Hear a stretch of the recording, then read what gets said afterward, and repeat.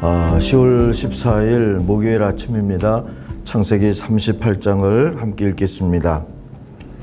그 후에 유다가 자기 형제들로부터 떠나 내려가서 아둘람 사람 시라와 가까이 하니라. 유다가 거기서 가나안 사람 수아라 하는 자의 딸을 보고 그를 데리고 동침하니 그가 임신하여 아들을 낳음에 유다가 그의 이름을 엘이라 하니라. 그가 다시 임신하여 아들을 낳고 그의 이름을 오난이라 하고 그가 또 다시 아들을 낳고 그의 이름을 셀라라 하니라. 그가 셀라를 낳을 때에 유다는 거십에 있었더라. 유다가 장자 엘을 위하여 아내를 데려오니 그의 이름은 다말이더라. 유다의 장자 엘이 여호와 보시기에 악함으로 여호와께서 그를 죽이신지라. 유다가 오난에게 이르되 내 형수에게로 들어가서 남편의 아우된 본분을 행하여 내 형을 위하여 씨가 있게 하라. 오난이 그 씨가 자기 것이 되지 않을 줄 알므로 형수에게 들어갔을 때에 그의 형에게 씨를 주지 아니하려고 땅에 설정하매 그 일이 여호와가 보시기에 악함으로 여호와께서 그도 죽이시니 유다가 그의 며느리 다말에게 이르되 수절하고 내 아버지 집에 있어 내 아들 셀라가 장성하기를 기다리라 하니 셀라도 그 형들같이 죽을까 염려함이라. 다말이 가서 그의 아버지 집에 있으니라. 얼마 후에 유다의 아내 수아의 딸이 죽은지라. 유다가 위로를 받은 후에 그의 친구 아둘람 사람 히라와 함께 딥나로 올라가서 자기의 양털 깎는 자에게 이르렀더니 어떤 사람이 다말에게 말하되 내 시아버지가 자기의 양털을 깎으려고 딥나에 올라왔다 한지라.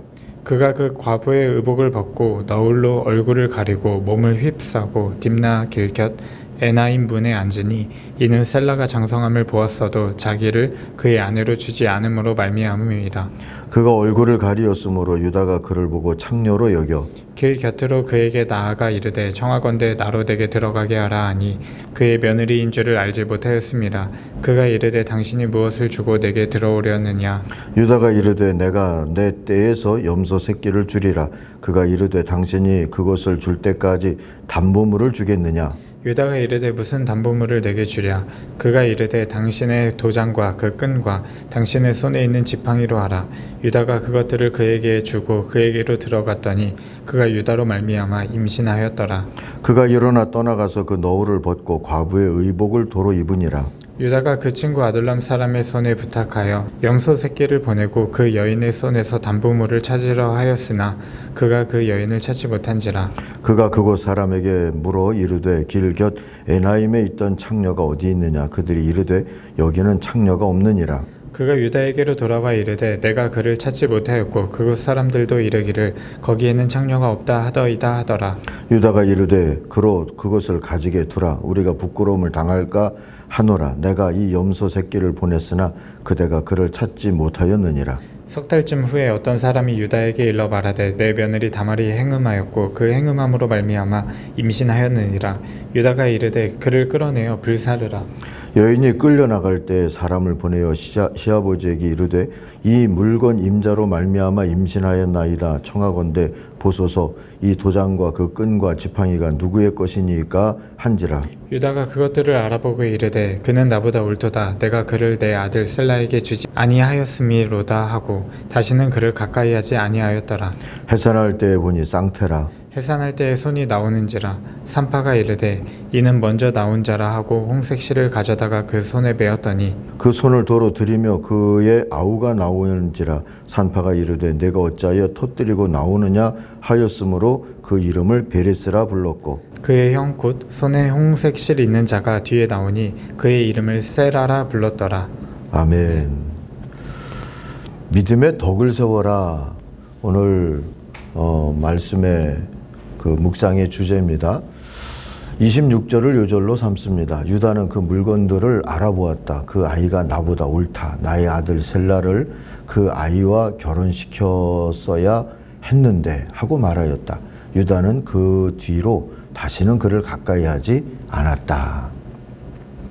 고대 사회에서는 아이가 없다는 건 아주 심각한 일이었습니다. 왜냐하면 사람은 그 후손을 통해서 계속 산다고 믿었기 때문이죠. 후손이 없다는 건 죽음을 넘어서서 지닐 수 있는 어떤 희망도 없음을 뜻했습니다. 그래서 아이를 낳지 못하는 여인은 멸시를 받았거니와 아이 없이 죽은 형제를 위해서는 대신 후손을 낳게 할 책임이 죽은 사람의 남자 형제에게 있었던 거지요. 이런 배경으로 볼 때 유다의 아들들이 후손을 남기지 못하고 자꾸 죽었다는 건 큰 염려거리가 아닐 수 없었습니다. 장자 엘은 7절을 보니까 여호와 보시기에 악해서 죽었다 하고요. 차남인 오나는 형의 후손을 남길 형제의 책임을 거부했다가 또한 여호와 보시기에 악했으므로 죽었습니다. 여기서 오나니즘이라고 하는 말이 유래가 됐다고 하죠. 어쨌든 그런데 유다에게 남은 아들은 셀라뿐이게 됐어요. 셀라는 유다에게도 며느리 다말에게도 유일한 희망이 되었습니다. 그러나 유다는 다말을 친정으로 보내며 수절하라 이르죠. 셀라가 아직 어리다, 장성하지 않았다, 이걸 명분으로 내세웠지만 사실 셀라를 다말에게 줄 마음이 없었던 겁니다. 셀라마저 죽으면 어떡할까 염려했기 때문이겠죠. 셀라가 장성한 후에도 유다는 다말을 부르지 않았던 거죠. 결국 남편을 둘이나 잡아먹은 여자가 되어서 친정살이를 하게 된 다말은 스스로 수치를 벗고 살기 위한 궁리를 하게 됩니다. 마침 아내를 잃은 유다가 양털을 깎기 위해 다말의 친정 가까이 왔다는 걸 알고는 다말은 거리의 여자로 변장을 해서 시아버지와 관계를 맺습니다. 염소 새끼를 받기로 하고 그걸 받기까지 담보로 유다의 도장과 그의 문장 같은 게 붙어있는 지팡이를 받아두죠. 그 일로 다말은 잉태를 했고 쌍둥이를 낳게 됩니다. 이들 유다와 다말의 아들들 중에 베레스는 바로 다윗과 예수의 조상으로 그 계보에 이름을 남기게 됐어요. 물론 유다도 다말도 그 계보 속에 들어가게 됐습니다. 본문을 세 관점에서 볼 수 있을 것 같아요. 우선 시아버지 유다에 의해 빼앗긴 생존권을 되찾기 위해서 몸부림친 과부 며느리의 이야기로 읽을 수 있습니다. 다말의 행음을 책망하면서 유다는 화형까지 선고하게 되지만 다말은 그의 그런 죽음의 난관을 슬기롭게 헤쳐나갑니다. 담보로 받아두었던 도장과 지팡이로 자신과 아들들을 지켜낸 거죠. 결국 유다도 자기 잘못을 인정하고 다말의 생존권을 보장하기에 이릅니다. 26절 오늘의 요절이잖아요. 유다는 그 물건들을 알아보았다. 그 아이가 나보다 옳다. 나의 아들 셀라를 그 아이와 결혼시켰어야 했는데 하고 말하였다. 유다는 그 뒤로 다시는 그를 가까이 하지 않았다 했습니다. 한편 또 본문은 자신의 잘못을 깨달은 사람은 어찌해야 하는지를 알려주는 이야기이기도 합니다. 실수와 오점이 없는 인생은 위대하다고 할 수 있죠.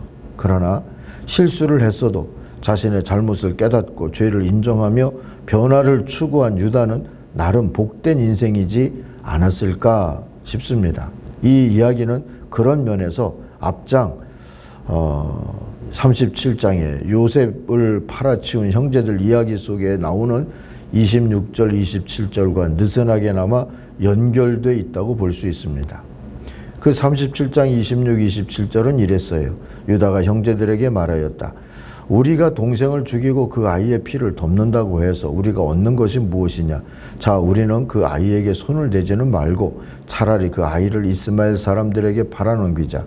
아무래도 그 아이는 우리의 형제요 우리의 피부치이다. 형제들은 유다의 말을 따르기로 하였다. 그래서 요셉은 목숨을 부지했고 대신에 애굽으로 팔려가게 됐다는 이야기죠. 어쨌든 이 유다는 잘못을 깨닫는 대로 그것을 어떻게든 수정해 보려고 애썼던 사람이다. 그걸 하나님은 좋게 보셨다 하는 이야기로 오늘 말씀도 읽을 수가 있는 겁니다. 끝으로 본문은 오점으로 가득한 인생을 외면치 않고 구원의 언약을 묵묵히 지켜내시는 하나님의 이야기이기도 합니다. 그런 하나님이 아니 계시다면 어느 인생이 복되고 의미를 되찾으며 살 수가 있겠습니까? 그러므로 본문은 유다와 다말을 그리스도 예수의 계보 속에 품어주신 하나님의 자비를 보여주신 이야기로 읽어서 마땅한 것이지요. 흠없는 족보가 아니라 흠도 탈도 많은 족보를 따라서 육신으로 오신 하나님의 아들이시기에 흠과 실수와 죄 투성이인 우리 인생에게 더 큰 희망이 되신 겁니다. 그런 주님의 뜻과 자비가 절절하게 고마운 아침입니다. 오늘도 주님의 은혜로 삽니다. 감사하면서 살아가는 복된 날이 되기를 바랍니다. 기도하겠습니다. 하나님 아버지, 살기 위해 몸부림치는 자들을 살피시고 돌보시는 하나님을 오늘도 바라봅니다. 죄와 실수 속에서도 고치고자 했을 때 기뻐하시는 주님을 기억합니다.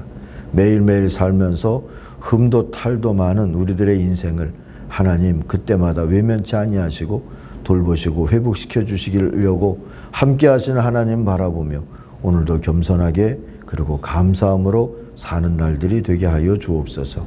재물이나 명예나 이성관이나 이런 것들을 또 모든 가정마다 젊은이들마다 바로잡아 주셔서 하나님 앞에 바로 서기를 늘 애쓰게 하여 주옵소서. 예수님의 이름으로 기도하옵나이다. 아멘. 하늘에 계신 우리 아버지, 아버지의 이름을 거룩하게 하시며 아버지의 나라가 오게 하시며 아버지의 뜻이 하늘에서와 같이 땅에서도 이루어지게 하소서. 오늘 우리에게 일용할 양식을 주시고 우리가 우리에게 잘못한 사람을 용서하여 준 것 같이 우리 죄를 용서하여 주시고 우리를 시험에 빠지지 않게 하시고 악에서 구하소서. 나라와 권능과 영광이 영원히 아버지의 것입니다. 아멘. 같이 기도하겠습니다.